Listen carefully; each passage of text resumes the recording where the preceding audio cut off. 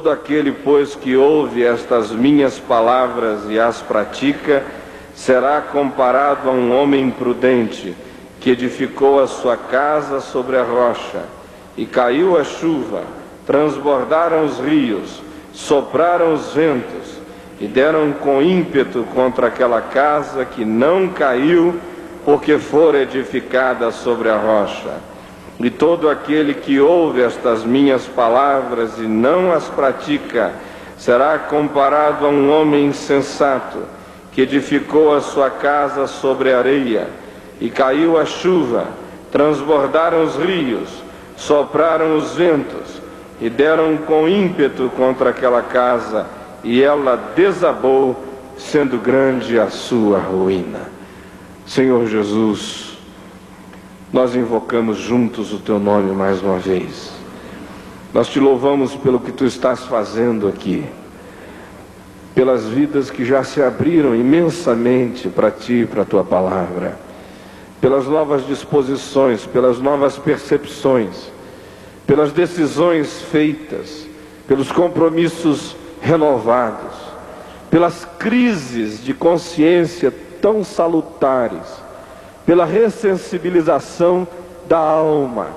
Nós Te louvamos, Senhor, pelo reacender de fagulhas de amor e de disposição de verem essas fagulhas se transformarem em chama de amizade, de autodoação, de compromisso, de entrega conjugal e familiar. Nós pedimos, Senhor Jesus, que agora Tu abras a nossa mente e o nosso coração, Tu nos disponhas, que Tu nos deixes absolutamente vulneráveis à ação do Teu Espírito e à Tua palavra. Queremos que Tu nos fragilizes, não haja resistência em nós àquilo que Tu queres realizar na nossa existência, no fundo do nosso ser, a começar de agora. Nós pedimos em Teu nome, Jesus. Amém. Podem assentar-se.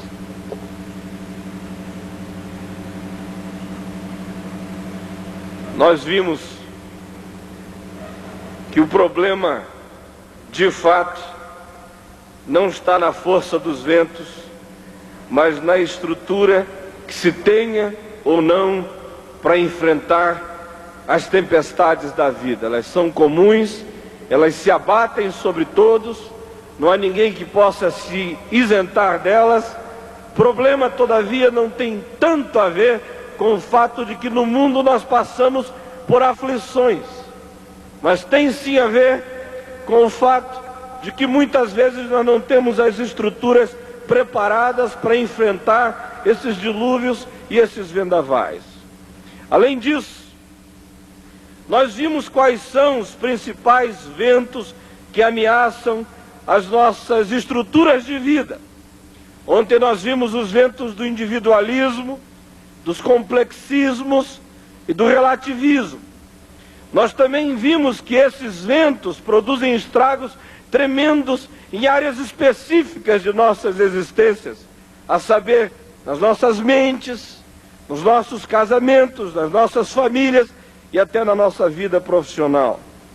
Hoje, nós vamos atentar de maneira específica para aqueles acerca dos quais Jesus chamou de alicerces movediços, de bases instáveis, perigosas, que são em si mesmas prenúncio de calamidade.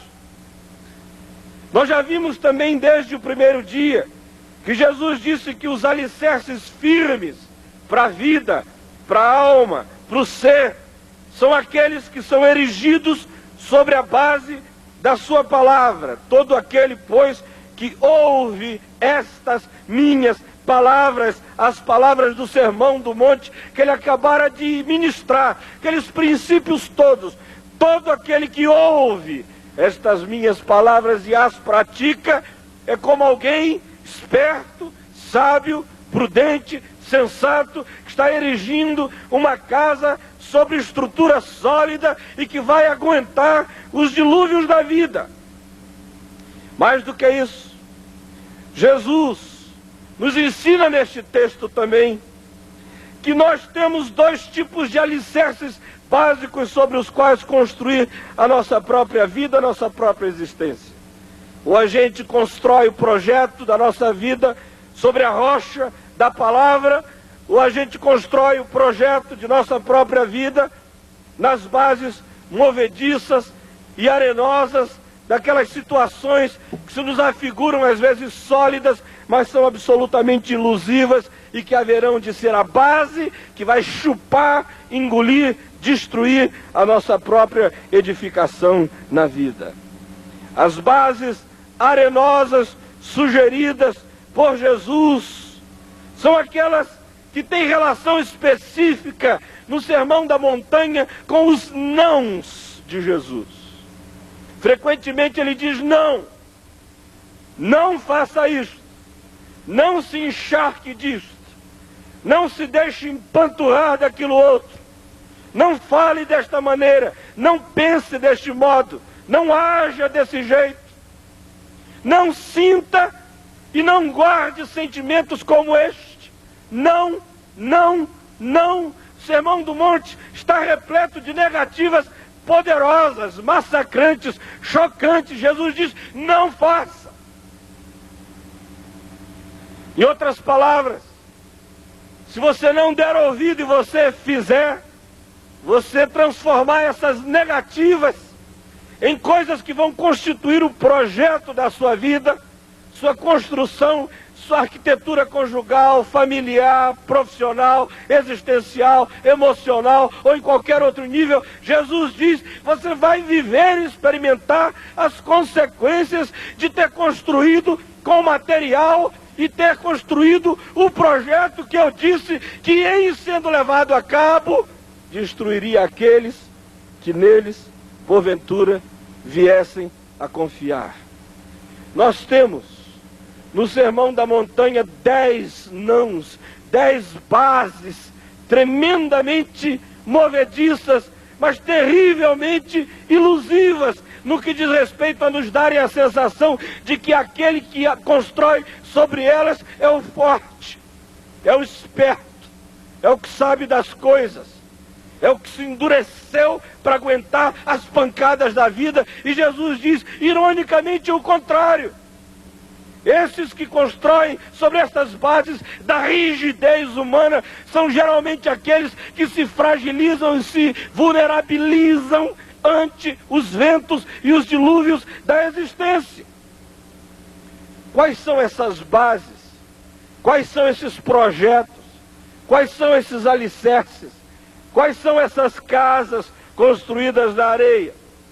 Primeiramente, constrói nessa base movediça aquele que constrói sem planta, aquele que constrói sem projeto. Veja no capítulo 5, no verso 17, o que Jesus diz acerca deste problema da amorfidade moral, essa falta de forma, de traço, de desenho, de arquitetura, de projeto, de planta, de rumo, de princípios, de coisas bem esquadrinhadas, bem definidas, de limites, de referências. Ele diz, não penseis que vim revogar a lei ou os profetas. Não vim para revogar, vim para cumprir. Não vim ensinar a vocês um projeto de vida amorfo, sem referência, sem rumos, sem construções, sem projeto. Ao contrário, eu vim encarnar isso, cumprir, para ensinar a vocês o projeto encarnado. Porque vos digo, se a vossa justiça não excederem muito a dos escribas e fariseus, jamais entrareis no reino dos céus. Aqui Jesus está falando de uma vida sem valores, de uma vida sem princípios. A ausência de valores e de princípios deixa a alma como a terra no princípio, sem forma e vazia. Valores são a alma do comportamento. Princípios são as expressões sistemáticas dos valores íntimos que se transformam em coisa concreta que a gente vive e assume socialmente, na presença de todos os homens, nos nossos vínculos e nas nossas relações mais distintas. Jesus diz que os princípios da palavra deveriam ser referência para a vida em todas as gerações. Ele diz: ninguém imagine que vai chegar um tempo em que esses princípios e esses referenciais vão ser abolidos ou revogados.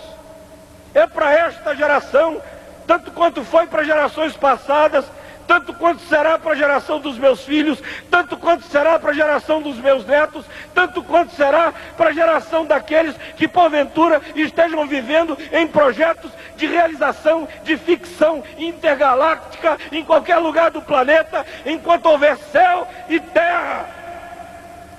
Essa minha palavra não vai ser revogada. E eu digo mais: passará o céu, passará a terra, mas não passarão as minhas palavras.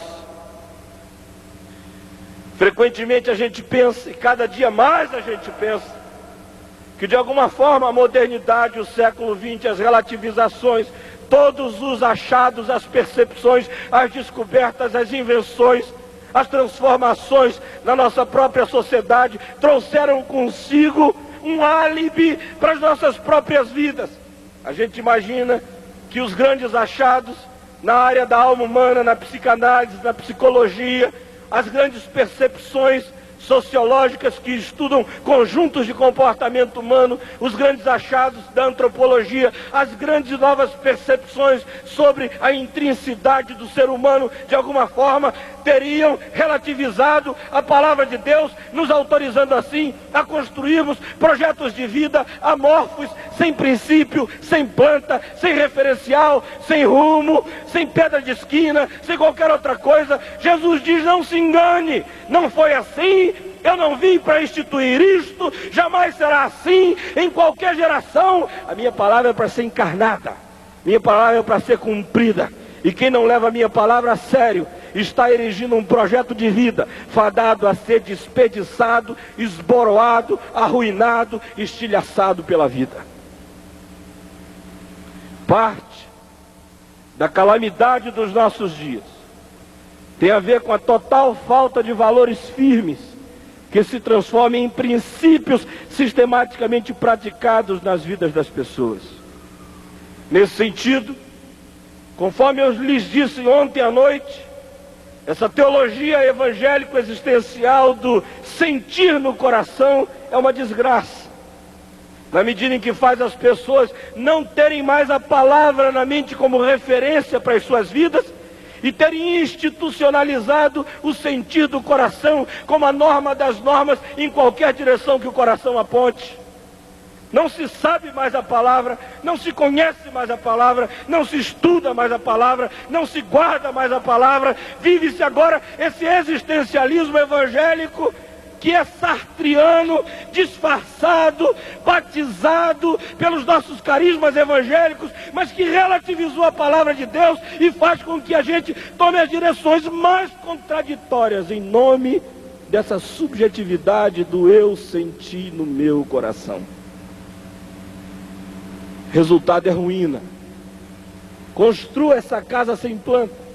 Vá tentando, fazendo acréscimos. Fica bonitinho assim.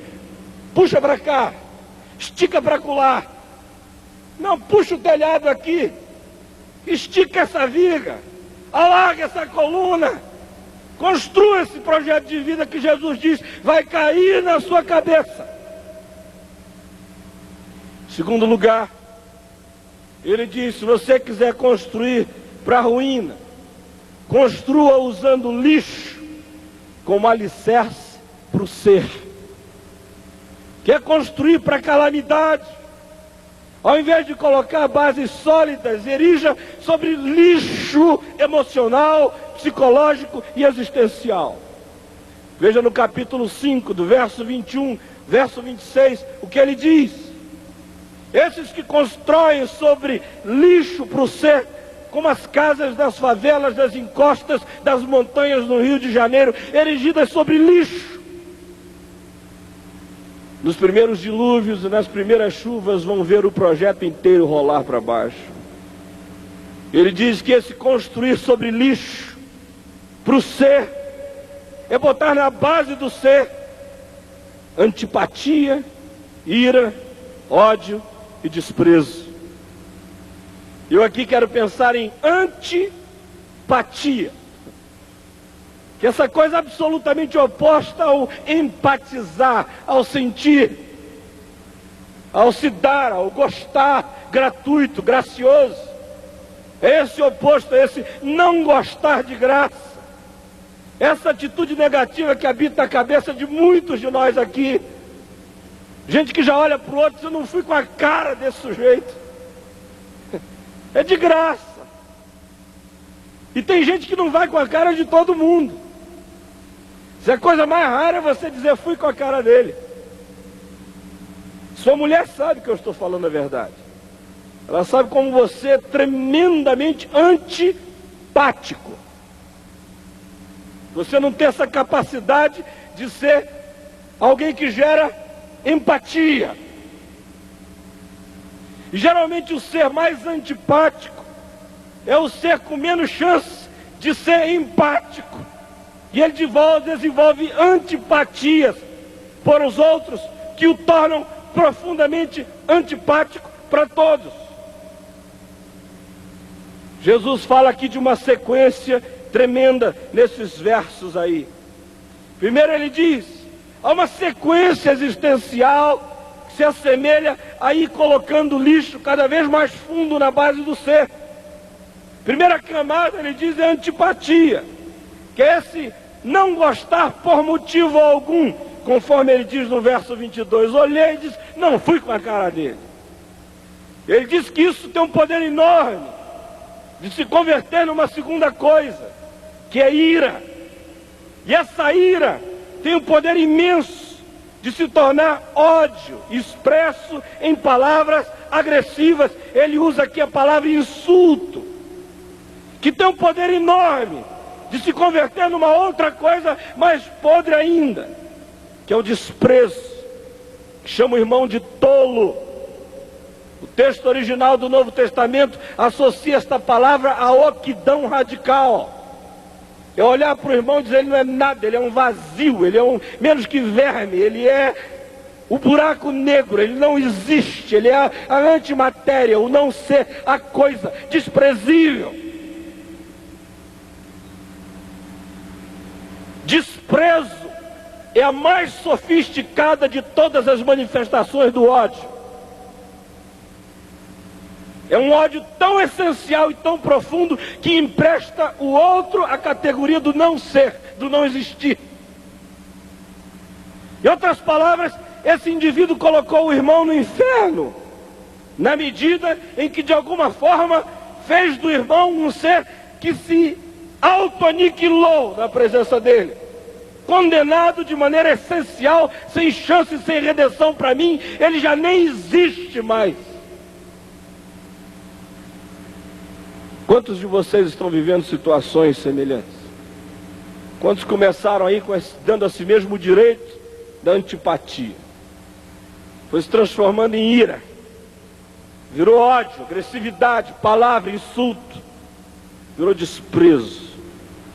Quanta gente está descendo essa escada, construindo essas bases profundas sobre a podridão desse lixo existencial.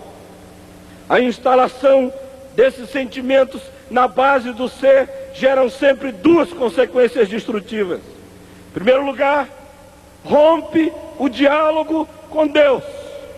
Os versos 23 e 24 diz que Deus não está aí para a oração desse ser que colocou lixo na base da existência. Não há qualquer catedral de oração que seja possível ser erguida para Deus se no alicerce da existência o que há é esse lixo existencial todo. Em segundo lugar, Jesus diz que essa pessoa transforma a mente, sua mente, num cárcere onde o condenado é ela mesma e onde o algoz é ela mesma também. Aparece nos versos 25 e 26. Jesus descreve a situação de um ser que é levado para o cárcere, que é punido, que não sai de lá até que as últimas chibatas caiam definitivas e destrutivas sobre esta pessoa. Frequentemente eu vejo interpretações deste texto apenas associando essa punição a algum tipo de castigo eterno na presença de Deus, mas eu estou convencido de que muito anterior a qualquer outra coisa, Jesus está falando de uma punição que começa aqui, de cárceres, nos quais nós mesmos já nos trancafiamos a partir de aqui e de agora. Nossa própria vida entra em clausuras profundas, se aferrolha debaixo do ódio, fica aí entulhada debaixo desta montanha de coisas apodrecidas. O caminho dessa existência assim é ser autoconduzida para se autopunir, para se autoaniquilar, para se autodestruir, para se autoaprisionar, para se maltratar a si própria.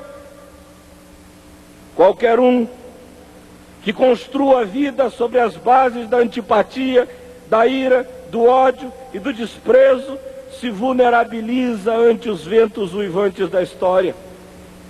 Não é raro a gente encontrar nas vidas de gente que odeia muito, que não gosta com facilidade, gente amarga, gente azeda, gente espinhosa, gente que deixou a vida azedar e a matéria apodrecer no íntimo do ser. Não é raro encontrar essas pessoas profundamente doentes. Não é raro encontrar essas pessoas cancerosas. Não é raro encontrar essas pessoas somatizando tudo isso na pele. Coisas espocando na pele, espocando na cara, espocando para todo lado. Não é raro você ver essas pessoas profundamente desestruturadas emocionalmente. Ninguém aguenta odiar o tempo todo.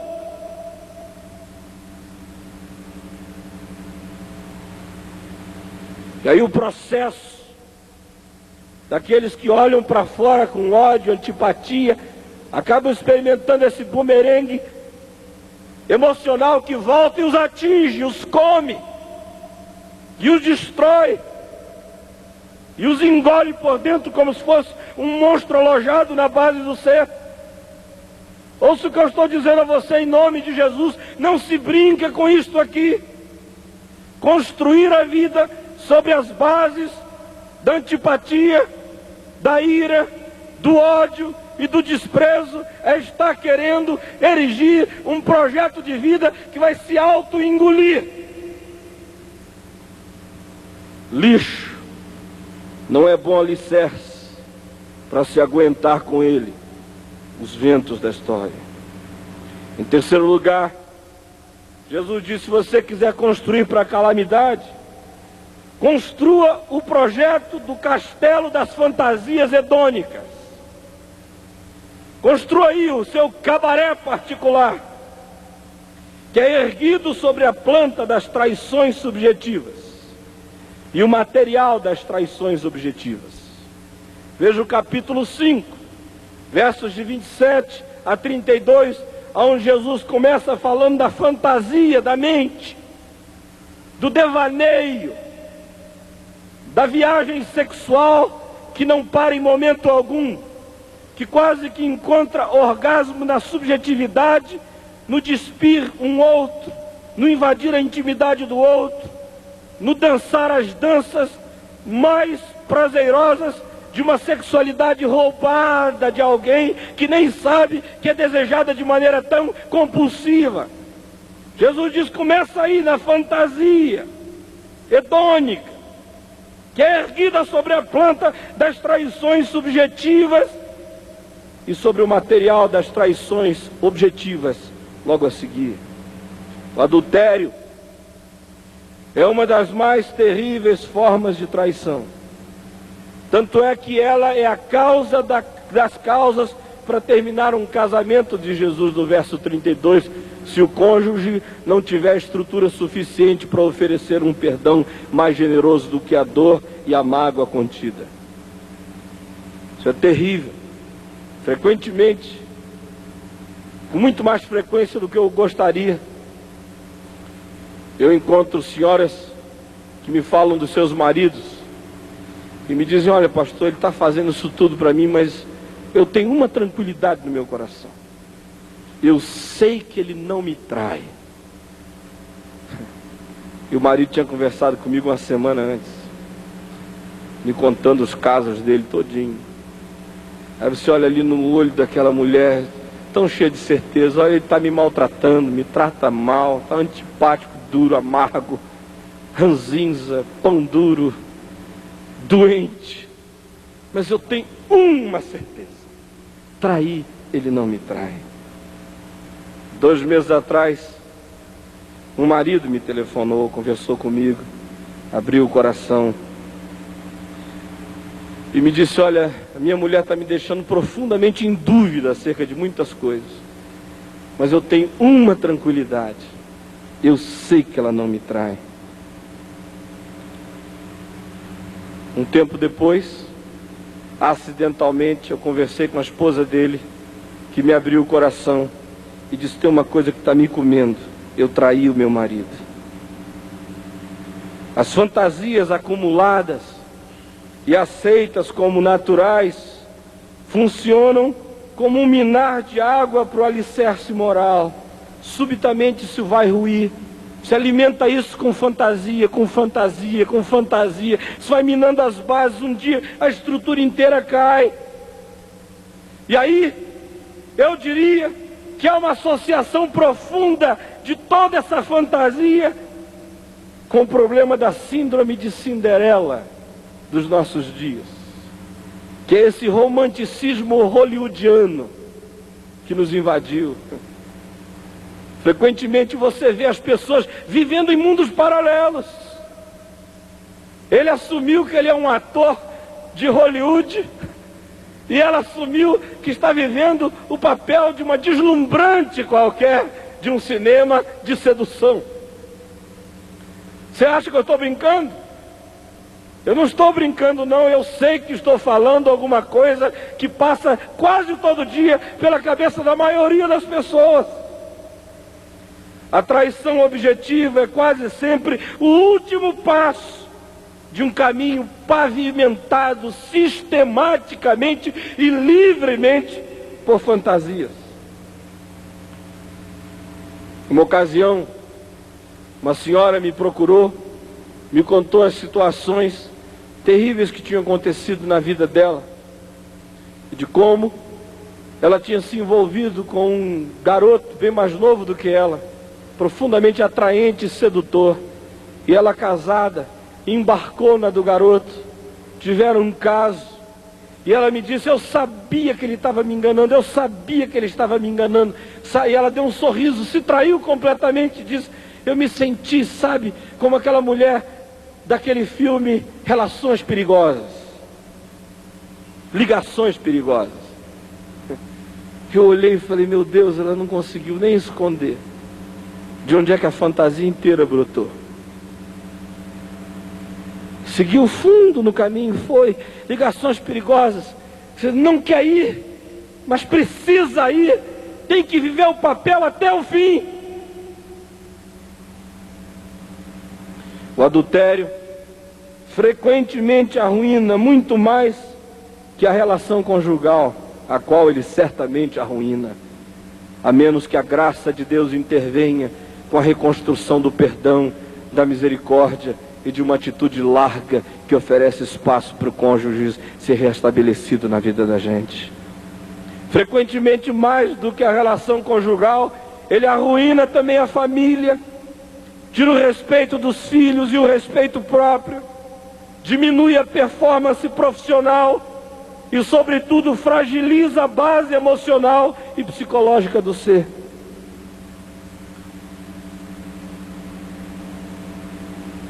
Há muitos anos atrás, uma jovem esposa me telefonou de um lugar bem distante do país e me disse: pastor, eu preciso abrir o coração com você porque eu estou morrendo. Eu fui entregar uns papéis no hotel onde o meu chefe estava reunido com um grupo de executivos da empresa E ele disse que tinha que me passar uma coisa particular no quarto do hotel, e eu subi com ele. Ele me empurrou na cama, me despiu, eu gelei, deixei ele fazer tudo o que queria fazer comigo, angustiada, mas sem saber dizer não, vivendo uma ambiguidade enorme, porque lá no fundo eu tinha uma atração fortíssima por ele. E agora eu estou sendo comida.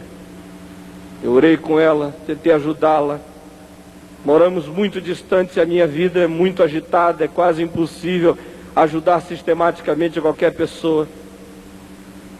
Não muito tempo depois, eu vim a saber que ela estava morrendo de câncer. E eu fiquei muitas vezes me perguntando quão aquele sentimento tão esmagador, tão terrível que se instalou ali, não teria de alguma forma gerado esse processo inteiro que comeu a menina de culpa, de agonia, foi destruindo tudo. Outra ocasião encontrei um homem que disse que adoeceu terrivelmente depois do seu adultério, não conseguiu se recuperar, até que de alguma forma livrou-se da culpa e recebeu o perdão. Jesus disse: se você quiser construir um projeto de vida para se esboroar, brinque com a fantasia, deixe a imaginação correr solta, viva um sonho hollywoodiano, embarque nessa síndrome de Cinderela, construa esse castelo hedônico e leve até as últimas consequências a obstinação de realizar os seus próprios desejos fora do seu casamento, e aguente as consequências, porque a casa vai desabar. Em quarto lugar, ele disse: se você quiser desestruturar a sua vida, é fácil, é só usar barro como argamassa, é só construir com coisas sem consistência. Veja no capítulo 5, do verso 33 ao 37, como ele fala da inconsistência das palavras, coisas que não têm densidade, que não são concretas, que a gente não consegue pegar, não consegue dizer é sim, não, não é, não é não, é vago, é etéreo, é inconsistente. Poucas coisas são mais autodestrutivas do que a falta de consistência para com as nossas próprias palavras, a falta de poder para cumprir os nossos juramentos e promessas. Quando nós não temos consistência interior em relação ao que dizemos, aí então surgem os mecanismos de fuga de responsabilidade. Aí a gente diz: não, foi o céu, foi a terra, é Jerusalém, o lugar santo, ou é pela minha cabeça que eu prometo. Versos 35 e 36. O fato de começar tão longe, no céu, terminar tão perto, na cabeça, mostra que as consequências finais da mentira e da falta de consistência nas palavras recaem sempre na cabeça do inconsistente. Além de tudo isto, Jesus diz que nada tem procedência mais claramente maligna do que a mentira, seja ela explícita ou seja ela maquiada pelo sagrado, conforme Jesus afirma no verso 37. Gente, a inconsistência de palavras, a mentira tem um poder demolidor terrível no casamento. Talvez uma das coisas mais frequentes na abordagem, na conversa com homens e mulheres conflituados nos seus casamentos seja o fato que eles perderam a confiança uns nos outros. Frequentemente ela diz: o que ele diz eu não escrevo, o que ele fala eu não levo a sério. Não há consistência, não há tessitura. Está construindo com um barro, a primeira água vai lavar tudo, botar tudo embaixo. Mentira, falta de consistência nas palavras tem um poder avassalador em qualquer relacionamento e até na sua profissão. As pessoas mais bem-sucedidas que eu conheço do ponto de vista de nobreza no que fazem são aquelas que têm alguma consistência no que dizem. Ali, à luz disso, eu quero convidar você agora a olhar para os seus relacionamentos e a perguntar-se o quão machucados as pessoas do seu relacionamento têm sido pela sua falta de consistência no falar. Pense no casamento, na família, nos negócios, nas amizades. Pense nas desilusões que você tem gerado a si mesmo, quando já não acredita mais em si, nem no que você promete, nem no que você mesmo diz. E veja se é possível erguer qualquer projeto de vida duradouro em bases tão movediças. Em quinto lugar, Jesus diz: você quer construir para a calamidade? Então construa um tribunal de justiça, ao invés de construir a casa da paz. Transforme o seu projeto, a sua construção, num negócio legalista, cheio de pesos, de medidas, de juízes, cheio de exatismos, cheio de igualdade na resposta. Estabeleça essa lei fria do toma lá da cá. Faça o seu projeto de vida ser um tribunal de justiça, ao invés de ser a casa da paz, a casa da misericórdia e a casa da reconciliação, e aguente as consequências, porque o justicismo não consegue erigir a vida. Só a graça, o perdão e a misericórdia constroem qualquer coisa. Veja nos versos 38 a 42 do capítulo 5. Olho por olho, dente por dente, toma lá, dá cá. Se você estabelece esse ping-pong relacional, vai e vem, vai e vem, vai e vem, mesma medida, mesma intensidade, tocou no meu olho, arranco dele, machucou meu dente, leva outro na cara. Igualdades e justicismo na entrega. Jesus diz: construa sobre isto. Você vai estar construindo sobre calamidade. Parece estranho dizer isso, mas Jesus diz que esse justicismo que muitos maridos aqui vivem, muitas mulheres vivem sobre eles, as casas de muitos de vocês não são lares de reconciliação, são tribunais de justiça. Jesus diz: são projetos fadados à desgraça. As pessoas mais vulneráveis na vida são aquelas que se sentem forçadas a dar o troco.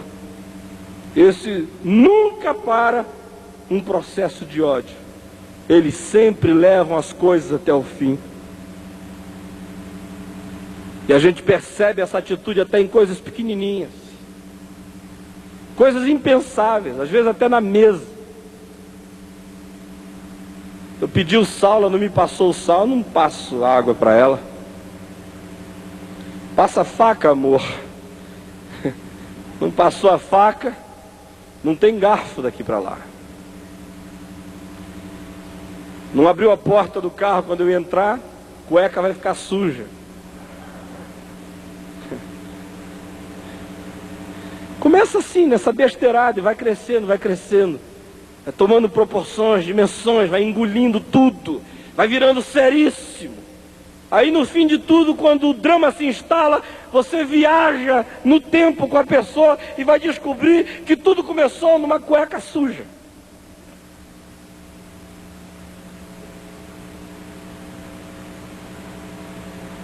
O sentido de justiça dessas pessoas tem como ponto de honra a autodefesa. Elas sempre têm que ganhar o argumento, não importa o que aconteça.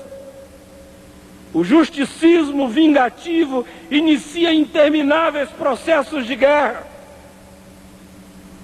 Jesus diz: olha, ninguém pode com o perverso, ninguém pode com o que demanda, nem com o que obriga. Com o perverso não adianta você trabalhar processos tipo toma lá da cá, porque sempre vai voltar pesado para a tua cara. Perverso é insensível. Olho por olho, dente por dente não funciona com ele. Ele vai sempre devolver numa medida mais forte, vai te achatar. Jesus diz: com o perverso a gente lida diferente, a gente não resiste, a gente dá outra face, a gente cessa a demanda, a contenda.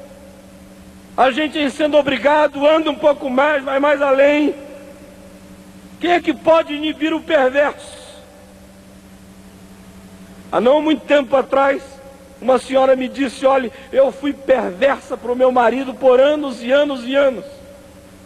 Como é que esse marido podia lidar com essa mulher por anos e anos e anos, com essa mulher que hoje diz: eu fui perversa? Na base do toma lá da cá. Como é que se pode lidar com um homem que demanda, que obriga? Qualquer que seja a relação na qual as pessoas assumem essa atitude de bateu, levou, os resultados serão sempre previsíveis. Collor de Mello que o diga. O bumerangue da vingança sempre alcançará o vingador. É por isso que no Velho Testamento Deus fazia previsão para a salvação do vingador, que era uma cidade de refúgio. Vai para lá, que é para quebrar o processo, porque se fica aqui, isso não cessa nunca. É sangue e sangue e sangue. Em sexto lugar, Jesus diz: você quer construir para a ruína? Construa fachada para inglês ver. Está aí no capítulo 6, do verso 1 ao verso 18. São esses exteriorismos virtuosos. É a síndrome do peilorinho do Antônio Carlos Magalhães. Não é? Pinta de roxo, de vermelho, reforma tudo, leva o Roberto Marinho, trocam beijos e inauguram. Aí ele me diz em cima de um palanque: aqui do Pelourinho estamos dando uma demonstração de como sarar as desgraças da Bahia e quiçá do Brasil. Eu falei para mim mesmo: haja tinta, né? Se o negócio fosse pintar, uma brocha na mão de cada um, vamos pintar tudo e a redenção. Seu ACM está nos ensinando a construir fachada para inglês ver, pintar o Pelourinho e não tirar a prostituta de lá, pintar a fachada do Pelourinho e deixar a desgraça todinha instalada. Jesus fala dessa síndrome de ACM aqui, construindo fachada para Roberto Marinho inaugurar, para inglês ver, exteriorismos virtuosos. Ele diz: esmolas, orações e jejuns são coisas extraordinárias quando feitas com total discrição, feitas em secreto, elas fortalecem o ser e entesouram para o ser sempre em Deus. O princípio que Jesus enuncia aqui é importantíssimo em qualquer nível da vida. Ele diz: trombetas, praças, maquiagens espirituais sempre fortalecem a aparência, o peilourinho inaugurado, mas minam e enfraquecem a percepção dos conteúdos mais profundos do ser. O que isso tem a ver com o casamento? Esmola, jejum, trombeta, praça e maquiagem, cara de piedoso, faz de conta, estamos aqui, que maravilha, felizes, felizes, felizes. Minha mulher sempre me diz que desconfia demais de cônjuges que trombeteiam, que publicam e que maqueiam demais o seu relacionamento. Desgraçadamente, quase sempre ela está certa. De vez em quando a gente encontra um casal, aí ela está falando do marido: esse marido é fantástico. Que homem, pastor, que homem. Aí ele diz: essa mulher. Aí eles vão, enchem a bola um do outro. A minha mulher já olha para mim e diz: aí tem. Pessoa tocar muita trombeta em público, muito para a esquina da praça e dizer como somos felizes o tempo todo. Muita maquiagem de felicidade ou de piedade conjugal, seja lá o que for. Ela sempre acha que quando as trombetas tocam muito alto, quando há muito show na relação e muita tentativa de mostrar a maquiagem do casamento bem-sucedido, é porque há pouca vida no secreto. Lá no quarto, quando a porta fecha, não acontece nada. que é aqui o princípio. O fariseu que vai lá para a rua, toca a trombeta, fica na praça, faz cara de piedoso, mas nunca fecha a porta para falar com Deus em secreto. E preste atenção nisso. Nossas grandes autoexaltações são quase sempre nossas mais frágeis e vulneráveis áreas na vida. Isso é uma lei até de mercado. Você já viu que as empresas que estão para falir são as que mais fazem publicidade na televisão? Né?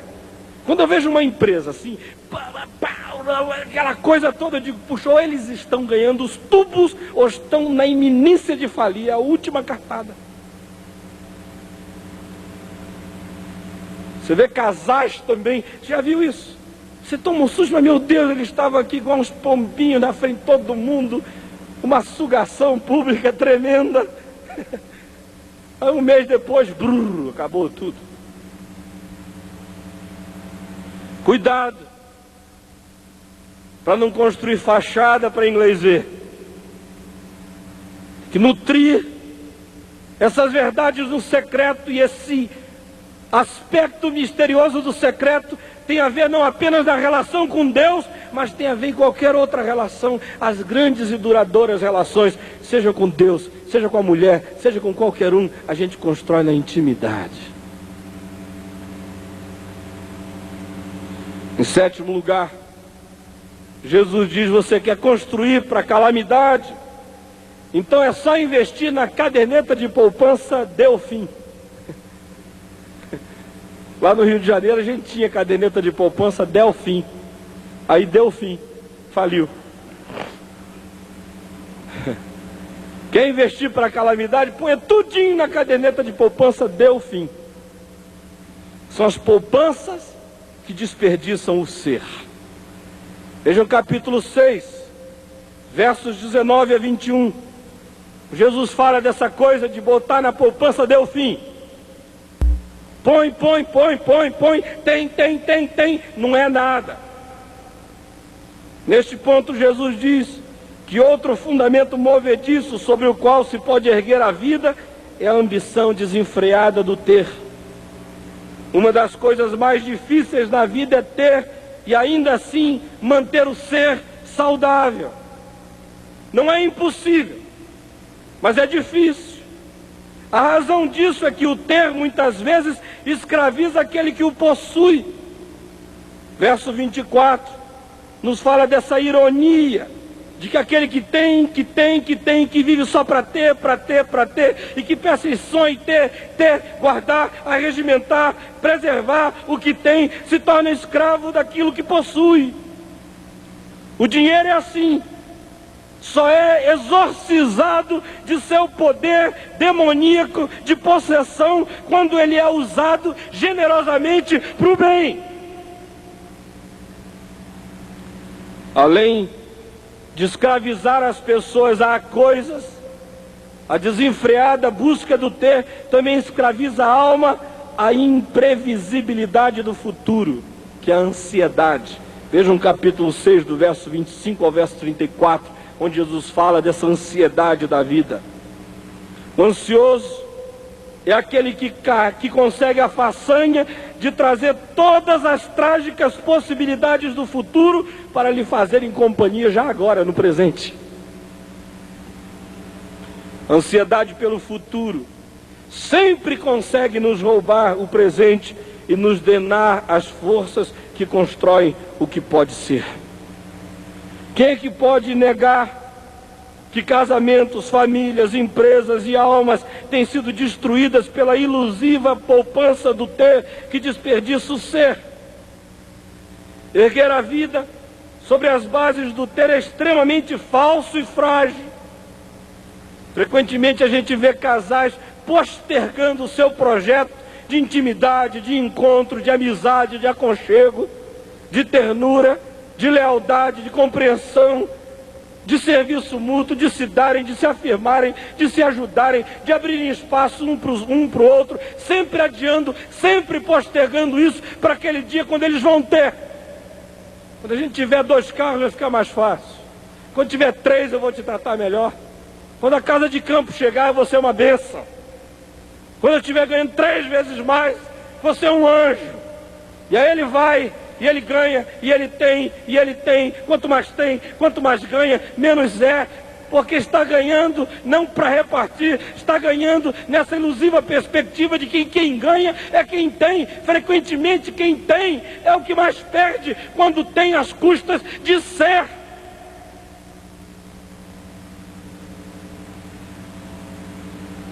Em 8º lugar, Jesus diz: você quer construir para a calamidade? Construa um kitnet psicológico. Vai viver num kitnetzinho, aí você vai ver o que é bom. Quando a chuva cair, vai o teu kitnet rolar todinho, barranco abaixo. Veja aí no capítulo 7, do verso 1 ao verso 4, como Jesus fala dessa edificação do kitnetzinho.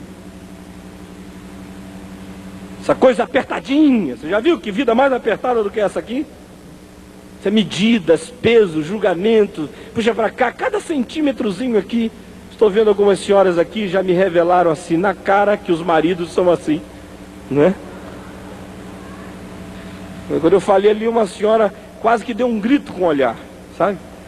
Se olhar assim para você, uma empatia tão grande, assim: vai fundo, pastor, chegou minha vez. Bate nele. Isso é interessante porque aqui de cima a gente fica vendo tudo isso, vocês se traem toda hora. Por isso que eu digo que o diabo não precisa ser coisa alguma. As pessoas dizem: será que o diabo lê a mente? Eu digo: e precisa. Tá na cara.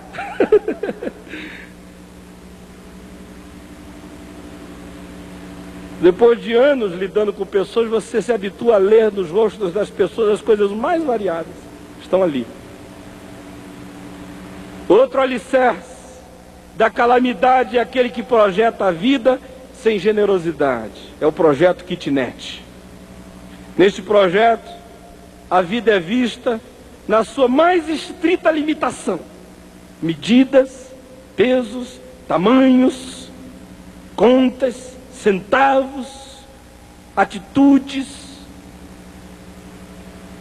caras franzidas, gestinhos, tornam-se a essência de todas as coisas. E eu conheço muitos casamentos infelizes porque construíram para si essa kitnet psicológica, esse espaço limitadíssimo, onde tudo é contadinho, onde a usura existencial é a lei da cozinha. As pessoas que vivem tal projeto não vivem e não deixam viver. Suas vidas caem na mais radical mesquinhez. Os espaços que eles oferecem à vida serão sempre oferecidos de volta a eles. Eles julgam, eles são julgados. Eles oferecem uma medida, aí o sujeito diz: ele gosta de apertado, põe no apertado. Já viu que é assim que acontece? Você se veste aí todo ruim. Aí você chega ali e o sujeito diz assim: na hora de te dar um presente, se eu tiver com a camisinha um pouquinho melhor e ele tiver 2, um melhorzinho e um ruinzinho, ele vai dar o melhorzinho para mim, o ruinzinho para você. Você estabelece a medida, você estabelece a referência.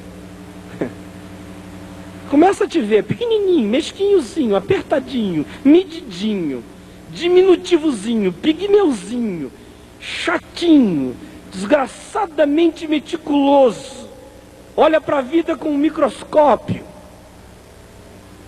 Aí você recebe de volta essas medidas.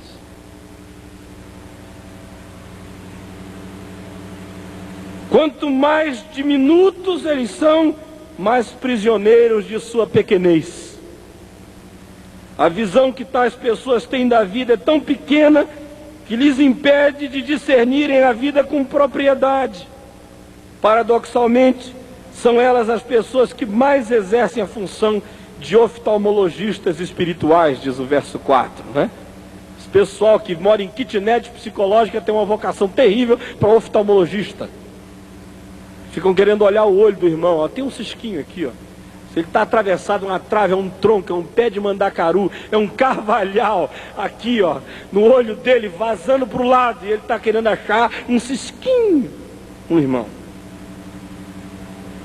As pessoas não têm uma casa na rocha, elas têm um kitnet na favela do mundo espiritual. E qual é o casamento que sobrevive em espaço tão apertado? Qual é o amor que sobrevive nesses pesos e medidas? Qual é a generosidade, a grandeza humana, o altruísmo, a largueza, a bondade, a graça, o perdão, que sobrevivem num espaço tão pequenininho? Quem é que se desamesquinha num espaço desse? Qual é o filho que se torna grande, que se torna bom, que se torna amplo? Qual é a mulher que aprende a pensar com grandeza, com positividade? Quem é que melhora nesse espaço tão pequenininho, nesse sapatinho de japonesa? Quem cresce? Ninguém. Esse é o casamento dos mesquinhos e dos pequeninos. Quais são as relações que conseguem a façanha de existirem nessa camisa de força? Quem é o amigo que aguenta os toques estúpidos desse oftalmologista cego? Isso é o grande paradoxo. Você é ceguinho, ceguinho, ceguinho. Qual foi o curso que você fez? Oftalmologia.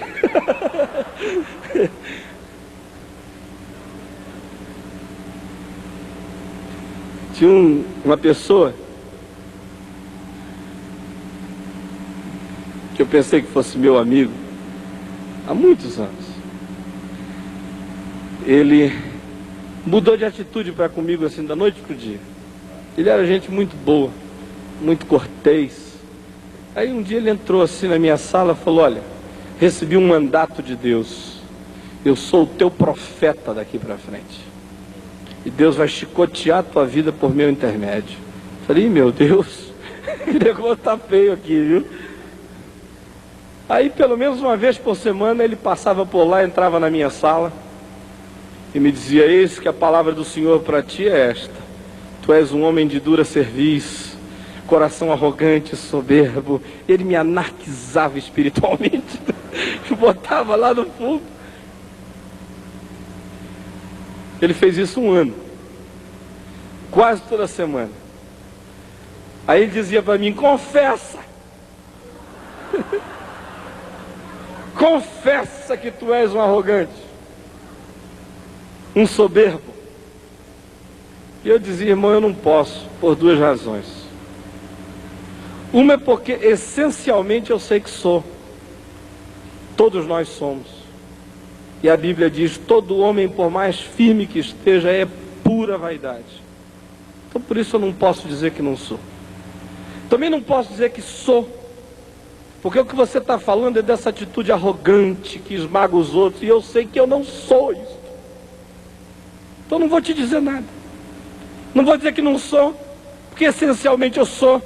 Não vou dizer que sou, porque do ponto de vista objetivo, acerca do qual você fala, eu sei que não sou. Então não tem nada a dizer. Ele foi ficando furioso porque eu não dizia nada, ficava pior, cada dia pior, foi ficando infernal. Um dia eu pensei que ele ia me dar um tapão. Isso faz 12 anos. Eu não contei para ninguém, não contei para minha mulher, não contei para ninguém. Ninguém sabia, só ele, eu e Deus. Eu comecei a dizer: tem alguma coisa errada na vida desse irmão, tem que haver algo muito torto, porque a medida com a qual ele está medindo é tão estrita, tão terrível, porque ele deve estar me oferecendo uma medida com a qual ele já se mediu e ele quer que seja minha.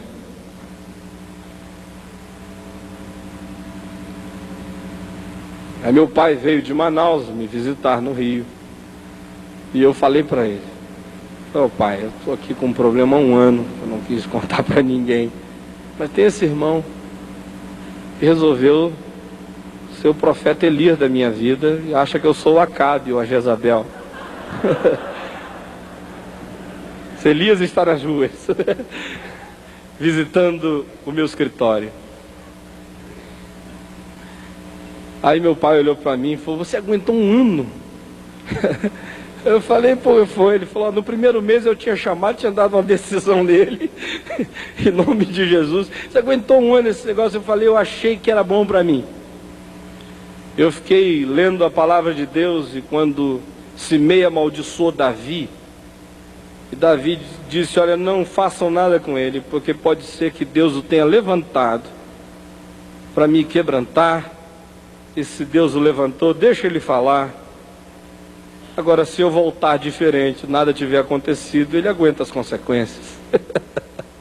Obviamente, não era o meu caso.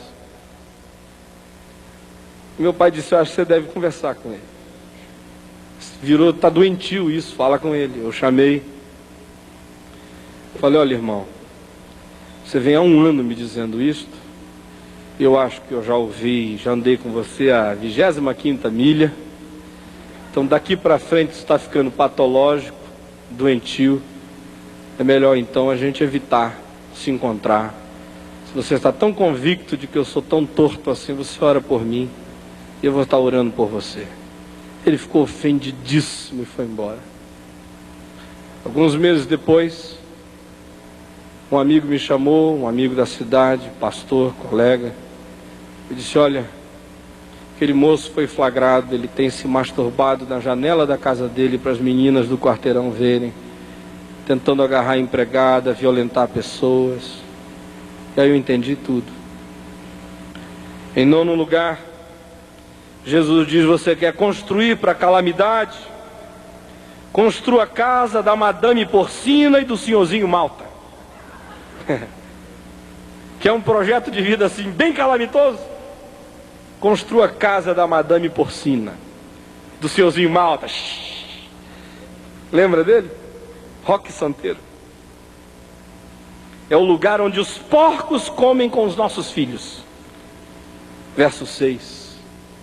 Não deis aos cães o que é santo, nem lanceis ante os porcos as vossas pérolas, para que não as pisem com os pés e voltando-se vos dilacerem.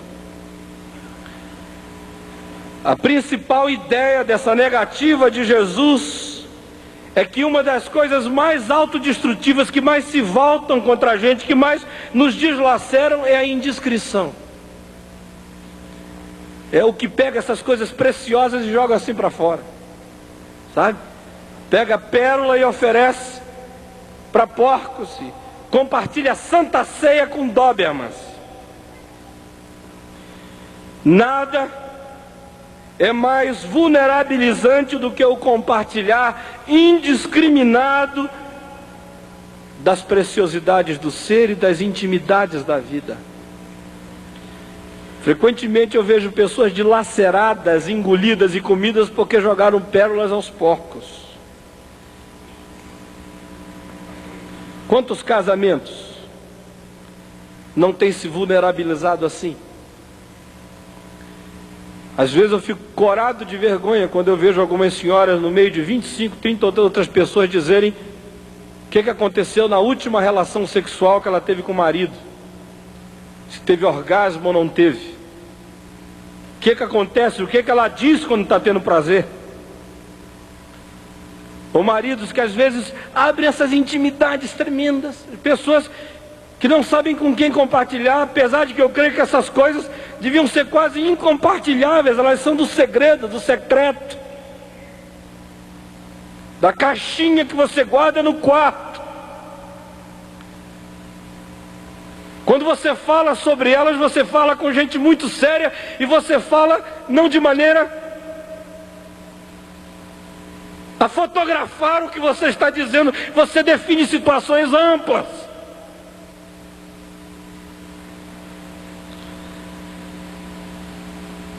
Há uns anos passados, uma senhora me procurou com o marido e me contou como ela lançou pérolas aos porcos para um porcão.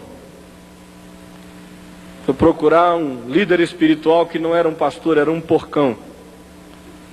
Contou para ele em detalhes a frustração sexual dela.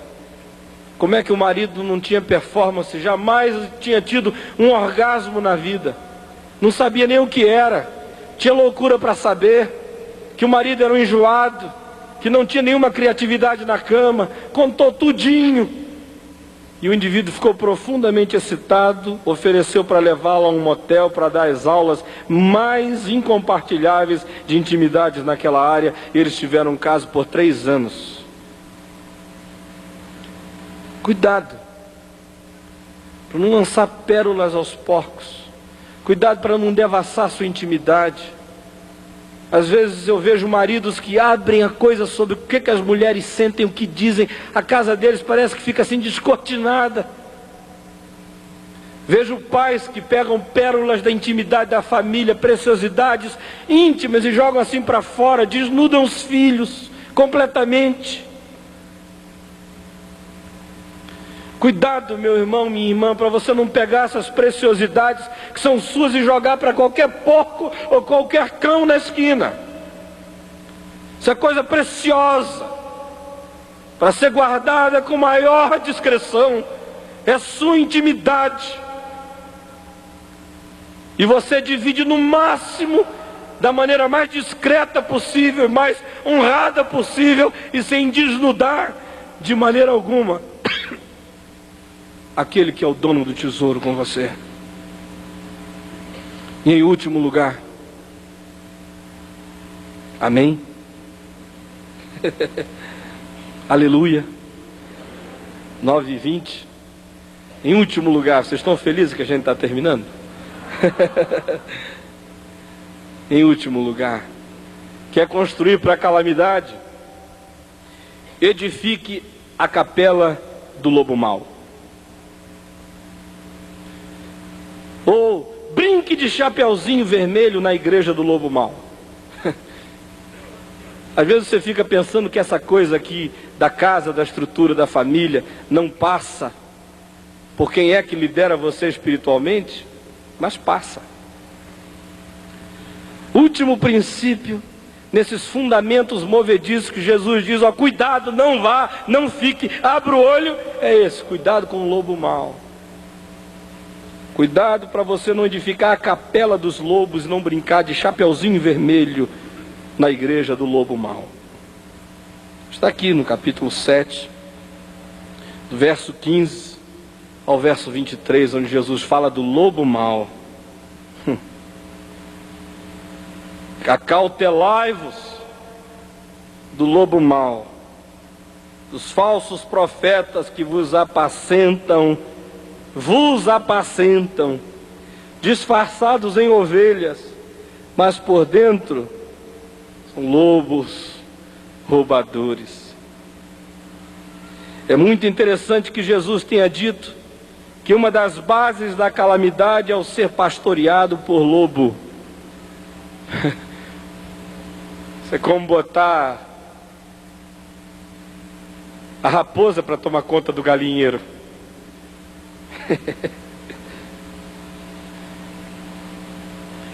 Botar o coelhinho para tomar conta da plantação de cenoura e ficar chocado porque no fim houve uma tragédia. Jesus diz: acautelai-vos. Cuidado com esse negócio de cair mudando de igreja para todo lado. Apareceu um ali que pulou mais, que dançou mais no púlpito, não sei o que, você já larga tudo e vai para lá. Não sabe nem quem é. Cuidado. Jesus diz: cuidado, cuidado, cuidado. Tua mulher vai aprender com o lobo mau.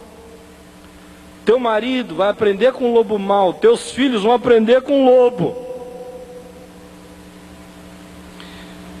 As razões de tamanha cautela são duas.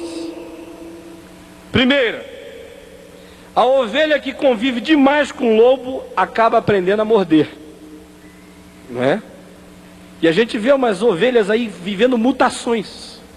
Essa ovelhinha vem, lá vem a ovelhinha, e daqui a pouco, depois de um tempo, você encontra com a ovelhinha, ela está grunhindo. E aí ela, depois de um tempo você encontra, ela já viveu uma mutação radical. Está dando cada dentada desgraçada. E a segunda razão é porque lobo, que convive demais com as ovelhas, quando estiver com fome, come todas elas.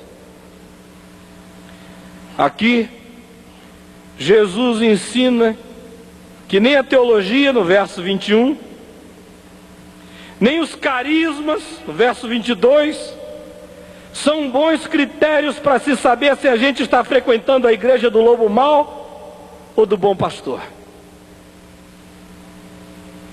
Talvez você diga, não, eu frequento lá porque a teologia é boa. Ele diz assim, Senhor, Senhor, Senhor, Jesus Cristo é o Senhor. A igreja lá diz que Jesus é o Senhor. Eu digo, e daí? Jesus é o Senhor. Até o diabo sabe disso, quanto mais o lobo mau. Ou então outros me dizem, não, mas lá tem, olha o que tem de demônio que cai. Eu vi um cego ver um paralítico andar, milagre aconteceu, carismas, então não pode ser de lobo. Eu digo, e daí? Jesus diz, muitos naquele dia hão de dizer-me, Senhor, Senhor, porventura não temos profetizado em teu nome, expelido demônios em teu nome, feito milagres em teu nome, e eu vou dizer, sai daqui, lobo mau, nunca te conheci.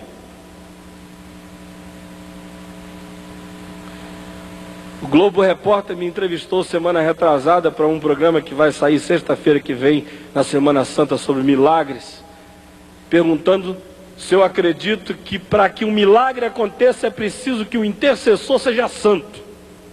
Falei, não, meu amigo, até safado opera milagres. Porque quem opera milagre é Jesus, que se compadeceu da Dona Maria, do seu João. Milagres acontecem até apesar do intercessor. Citei esse texto, Jesus disse, operar milagre não tem nada a ver. Porque quem opera milagre não é quem diz que o milagre vai acontecer. Quando um demônio sai, não é porque um pastor é poderoso. O demônio sai é porque o nome do Senhor Jesus é vitorioso. Ninguém devia mais ter dúvida a esse respeito. Jesus disse, olha, esse não é critério. Chegar e dizer, olha, homem de Deus, porque ele falou, sai demônio, demônio saiu, o demônio tinha mais é que sair. Em nome de Jesus. O critério é outro. Não é teológico e nem é carismático. Jesus diz, o critério para se saber se você está sendo pastoreado por lobo ou por bom pastor é o critério moral. É o critério do ser, é o critério da vida, é se ele faz a vontade do Pai que está nos céus e se ele se afasta da iniquidade. Porque se não tiver compromisso no dia a dia com a vontade do Pai, não tiver compromisso no dia a dia com repúdio à iniquidade, pode estar operando todos os milagres e pode estar encharcado de teologia, é lobo mau, cuidado. Quantos aqui já não tiveram a família, os filhos e o casamento, a vida espiritual e até os negócios ameaçados por um lobo mau que pastoreou você? Quantos perderam a fé? Quantos ficaram cínicos? Quantos nivelaram tudo por baixo? Quantos agora dizem, não, é tudo igual, é tudo a mesma coisa, não acreditam mais em nada? Quantos foram usados? Meu irmão, minha irmã, Jesus diz que quem constrói a vida sobre estas bases ou traz projetos está fadado a ver a sua casa ser varrida pelo furor dos ventos da história. Cuidado para você não construir sem projeto, não construir sobre o lixo existencial, não construir o castelo das fantasias hedônicas, não construir no barro da falta de consistência das palavras, não construir no tribunal do olho por olho, do dente por dente, não construir na fachada, no trombetear, no faz de conta, na tapeação de coisas que são só encenação, que não tem nada a ver com o íntimo. Cuidado para não estar fazendo essa poupança Delfim que não deixa nada para hoje e nem para sempre. Cuidado para não estar erigindo esse kitnet apertadinho dos juízos e das medidas que vão acabar sufocando você e sua casa. Cuidado para não se transformar em viúva porcina, dando pérolas aos porcos, e para não estar ajudando a construir a capela dos lobos. Jesus diz que todo aquele que ouve essas suas palavras e não as pratica, será comparado a um homem insensato que edificou a sua casa sobre a areia, e caiu a chuva, transbordaram os rios, sopraram os ventos e deram com ímpeto contra aquela casa, e ela desabou, sendo grande a sua ruína. Você sabe qual é a palavra do Senhor. Levante-se daqui, peça a Deus graça para praticá-la, em nome do Senhor Jesus. Vamos ficar em pé. Amanhã de manhã eu vou estar querendo falar sobre essas bases positivas, esses fundamentos inalteráveis que constroem a vida. A gente já sabe demais o que não fazer. Nós queremos agora aprender o que fazer, como viver, como existir, construindo o que é sólido e duradouro. Vamos curvar a cabeça e vamos orar ao Senhor. Pegue na mão aí do seu irmão, da sua irmã, da mulher, marido, dá um abraço nele, nela, um abraço gostoso.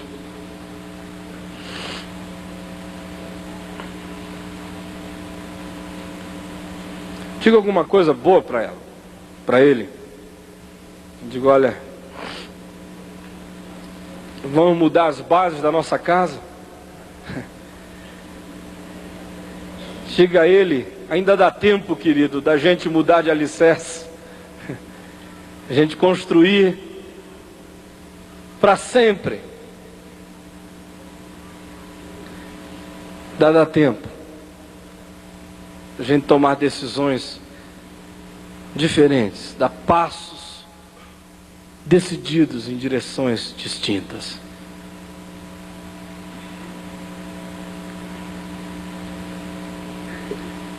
Para, se você não quiser ouvir essa palavra, eu queria fazer um pedido a você. Se não quiser praticar essa palavra, por favor, não me peça nem para orar por você, porque não tem oração poderosa que vá fazer acontecer bênção na vida de alguém que não quer construir sobre a palavra. E quem disser que a oração poderosa te abençoa apesar da tua transgressão à palavra, está mentindo. Porque Deus não é promíscuo. E Ele não abençoa a transgressão da sua palavra. Vamos curvar a cabeça e vamos orar juntos.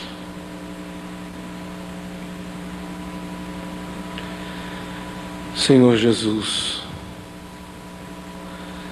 repita comigo: Senhor Jesus,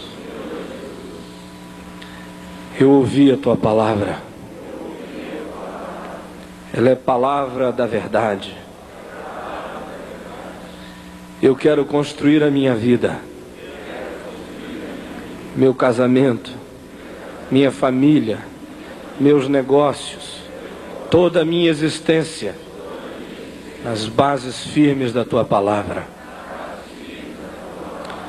Perdoa minha falta de projetos, perdoa minha falta de referências, perdoa-me estar construindo sobre lixo. Tira a mágoa e o ódio da base do meu ser. Perdoa-me, Jesus, estar construindo sobre material tão sem consistência.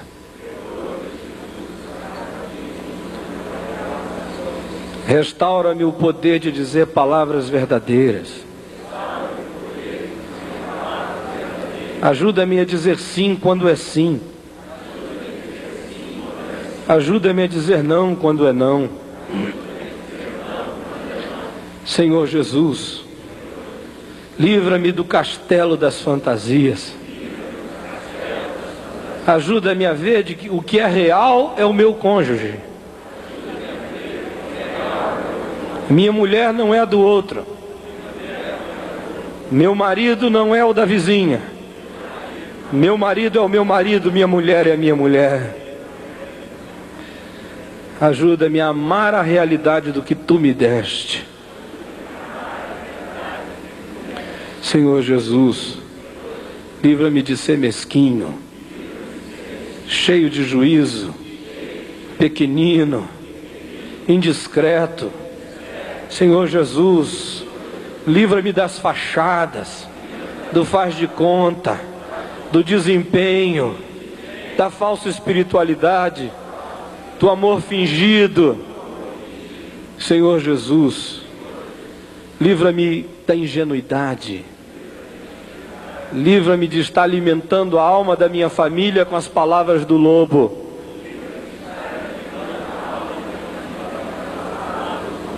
Senhor Jesus, quero construir a casa da paz, a casa da reconciliação, não um tribunal de justiça. Quero que haja graça na minha casa, quero que haja perdão no meu casamento, quero que haja novas oportunidades na minha vida. Quero ser generoso para receber generosidade. Quero ser misericordioso para receber misericórdia. Ó Senhor Jesus, faz isto em mim. Fortalece o meu coração, fortalece o meu poder de decidir. Derrama o Espírito Santo sobre mim. Coloca dentro de mim essa santa vontade de construir sobre a rocha. Realiza isso na minha vida.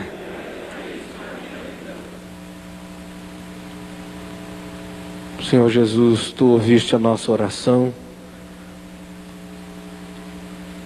Em Ti está tanto querer quanto realizar. Fortalece nosso ego, nossa pessoa, nosso indivíduo, o ser que somos. Coloca dentro de nós vontade férrea, compromisso e aquelas santas compulsões do Espírito Santo, para que a gente ouça a palavra e a pratique. Por favor, Jesus, em Teu nome. Amém, amém. Vamos cantar. Toda a força. Eu sei que foi pago um alto preço para que contigo eu fosse o meu irmão. Irmãozinho, Quando Jesus derramou sua vida, Ele pensava em ti.